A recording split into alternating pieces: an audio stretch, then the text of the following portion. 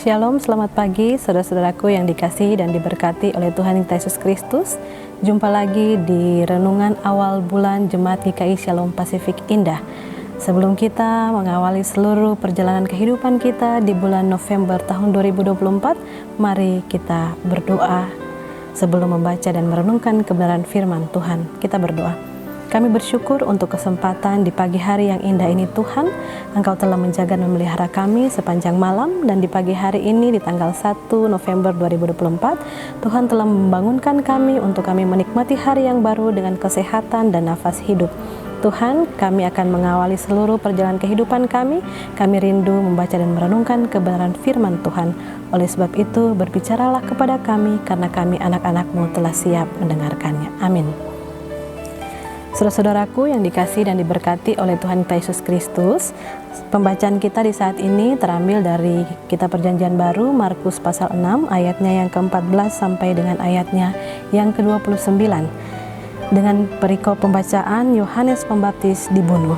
Raja Herodes juga mendengar tentang Yesus, sebab namanya sudah terkenal dan orang mengatakan Yohanes Pembaptis sudah bangkit dari antara orang mati. Dan itulah sebabnya kuasa-kuasa itu bekerja di dalam dia. Yang lain mengatakan dia itu Elia. Yang lain mengatakan dia itu seorang nabi sama seperti nabi-nabi yang dahulu. Waktu Herodes mendengar hal itu, ia berkata, "Bukan, dia itu Yohanes yang sudah kupenggal kepalanya dan yang bangkit lagi." Sebab memang Herodeslah yang menyuruh orang menangkap Yohanes dan membelenggunya di penjara, berhubung dengan peristiwa Herodias, istri Filipus saudaranya, karena Herodes telah mengambilnya sebagai istri. Karena Yohanes pernah menegur Herodes, "Tidak halal engkau mengambil istri saudaramu." Karena itu Herodias menaruh dendam pada Yohanes dan bermaksud untuk membunuh dia, tetapi tidak dapat. Sebab Herodes segan akan Yohanes karena ia tahu bahwa Yohanes adalah orang yang benar dan suci. Jadi ia melindunginya. Tetapi apabila ia mendengarkan Yohanes, hatinya selalu terombang-ambing, namun ia merasa senang juga mendengarkan dia. Akhirnya tiba juga kesempatan yang baik bagi Herodias ketika Herodes pada hari ulang tahunnya mengadakan perjamuan untuk pembesar-pembesarnya, perwira-perwiranya, dan orang-orang terkemuka di Galilea. Pada waktu itu anak perempuan Herodias tampil lalu menari, dan ia menyukakan hati Herodes dan tamu-tamunya. Raja berkata kepada gadis itu, "Minta daripadaku apa saja yang kau ingini, maka akan kuberikan kepadamu." Lalu bersumpah kepadanya, "Apa saja yang kau minta akan kuberikan kepadamu, sekalipun setengah dari kerajaanku." Anak itu pergi dan menanyakan ibunya, "Apa yang harus kuminta?" Jawabnya, "Kepala Yohanes Pembaptis." Maka cepat-cepat ia pergi kepada raja dan meminta, "Aku mau, supaya sekarang juga engkau berikan kepadaku kepala Yohanes Pembaptis di sebuah talam." Lalu sangat sedihlah hati raja, tapi karena sumpahnya dan karena tamu-tamunya ia tidak mau menolaknya. Raja segera menyuruh seorang pengawal dengan perintah supaya mengambil kepala Yohanes. Orang itu pergi dan memenggal kepala Yohanes di penjara. Ia membawa kepala itu di sebuah talam dan memberikannya kepada gadis itu, dan gadis itu memberikan pula kepada ibunya. Ketika murid-murid Yohanes mendengar hal itu, mereka datang dan mengambil mayatnya, lalu membaringkannya dalam kuburan. Saudara-saudaraku yang dikasihi dan diberkati oleh Tuhan kita Yesus Kristus, ada perkataan yang mengatakan kita tidak bisa melarang burung untuk terbang di atas kepala kita, tapi kita bisa memastikan bahwa burung itu tidak membuat sarang atau sangkar di atas kepala kita. Artinya, kita tidak bisa melarang dan membatasi setiap orang mau berkata atau melakukan apa, karena itu ada di luar kehendak kita. Tetapi yang dapat kita pastikan bahwa hati kita tidak akan terkontaminasi atau terpengaruh dengan kejahatan orang-orang yang ada di sekitar kita. Mengapa? Karena setiap kita mempunyai jati diri. Bunda Teresa pun pernah berkata bahwa menjadi orang baik itu adalah pilihan. Tidak ada orang yang dilahirkan baik atau buruk. Kita selalu dihadapkan dalam pilihan-pilihan di dalam hidup kita. Kita dapat memilih mencintai atau membenci. Kita dapat memilih memaafkan atau mendendam. Kita dapat memilih untuk menjadi pemecah masalah atau pembuat masalah. Bahkan kita dapat memilih untuk taat pada aturan atau tidak taat pada aturan. Untuk menjadi orang baik, kita harus berani menyuarakan kebenaran. Kita membutuhkan iman dan keberanian untuk keluar dari zona nyaman diri kita sendiri.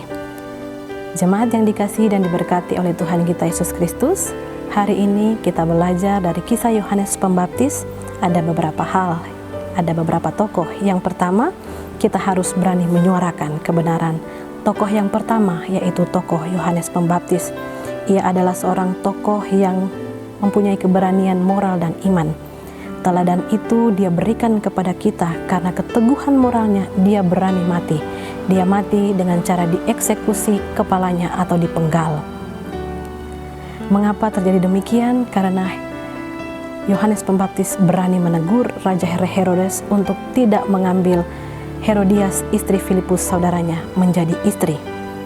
Tetapi dengan imannya dia berani mengatakan itu bahwa tidak halal engkau mengambil Herodias sebagai istri. Tokoh lain yang ditampilkan pada saat ini juga adalah Herodes dan Herodias serta anak perempuannya. Raja Herodes sebenarnya sangat menghormati Yohanes Pembaptis. Ia merasa sedih ketika putri Herodias meminta kepala Yohanes sebagai hadiah. Sebenarnya Herodes pun bisa memilih melakukan hal yang baik dan benar dengan menolak permintaan tersebut, tetapi ia tidak melakukannya. Lalu Herodias dan putri Salome ditampilkan sebagai orang-orang yang menggunakan kesempatan untuk mencari keuntungan diri sendiri. Herodias tentunya mendengar teguran keras yang disampaikan oleh Yohanes kepada Raja Herodes. Seharusnya ia bisa mengambil sikap, memperbaiki perbuatannya dan menolak permintaan Herodes, tetapi tidak. Dia juga menginginkan untuk menjadi istri Herodes, sehingga ia tidak mengambil kesempatan untuk berbuat baik dan benar, bertobat dari kelakuannya, tetapi ia malah ikut mengambil bagian di situ. Nah, saudara-saudaraku, apa yang dapat kita pelajari pada kesempatan pembacaan firman Tuhan yang kita renungkan bersama? Bahwa sikap mementingkan diri sendiri dan gengsi itu mengalahkan kebenaran dan hati nurani. Karena kepentingan membalas dendam membara, membuat Herodias menghasut atau memprovokasi putrinya Salome untuk meminta kepala Yohanes Pembaptis sebagai hadiah. Karena telah menari untuk kepentingan atau menghibur raja yang berulang tahun. Dikarenakan kepentingan akan harga diri dan janjinya, membuat Raja Herodes pun memenuhi apa saja yang diminta oleh Salome, meskipun permintaan itu seharusnya ditolak karena akan mengorbankan nyawa orang yang ia segani. Tetapi ia tidak melakukannya. Itu dikarenakan apa? Dikarenakan gengsi. Saudara-saudaraku yang dikasihi dan diberkati oleh Tuhan Yesus Kristus, untuk menjalani kehidupan bulan November, marilah sebagai orang beriman kita diajak untuk melakukan sesuatu yang benar, meskipun itu tidak menguntungkan diri kita sendiri. Sebagai umat pilihan Tuhan, mari kita bulatkan tekad untuk berani menyuarakan kebenaran suara Tuhan. Bukalah hati nurani agar mampu mendengarkan suara Tuhan. Sekali lagi, menjadi orang baik itu adalah pilihan. Adalah pilihan kita untuk mendengarkan suara hati Tuhan atau tidak. Adalah pilihan kita untuk berani menyuarakan kebenaran atau tidak. Kiranya kebenaran firman Tuhan pada pagi hari ini memberkati kita sekalian untuk menjalani hidup di bulan November ini. Kita berdoa. Terima kasih Tuhan untuk kebenaran firman yang sudah kami baca dan renungkan bersama. Ajar kami untuk kami mampu menjadi pribadi-pribadi yang mampu menyuarakan kebenaran firman Tuhan dimanapun kami pergi dan berada, karena Tuhan telah menebus kami. Oleh sebab itu Tuhan, untuk mengawali seluruh rangkaian perjalanan kehidupan kami di bulan November, kami mengundang Engkau untuk hadir dari awal November sampai dengan akhir November. Kami yakin dan percaya kami berjalan bersama dengan Kristus. Dalam nama Tuhan Yesus kami berdoa dan bersyukur. Amin.